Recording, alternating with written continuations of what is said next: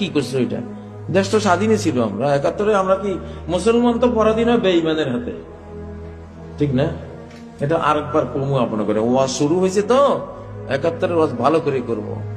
১৬ই ডিসেম্বর বিজয় দিবস না কালো দিবস, সিরাজ শিকদার কালো দিবস পালন করছে।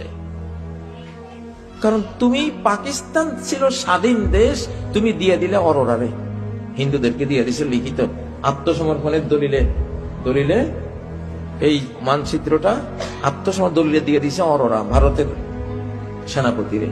তাইলে সিরাজ শিকদার এই জন্য কালো দিবস পালন করেছে। এটা রাইট ছিল, ইতিহাসের আলোকে সত্য ছিল। এটা আসবে আসল মিথ্যুকদের ৭১-এর প্রজন্মর চেয়ে আমাদের এই ২৪-এর প্রজন্ম হাজার হাজার গুণ শ্রেষ্ঠ প্রজন্ম ইনশাআল্লাহ।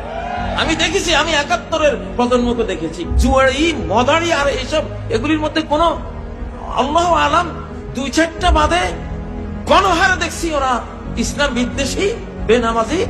ইসলামের কথা শুনলেই, আলিম ওলামা দেখলেই ওরা ওদের গায়ে আগুন লাগবে।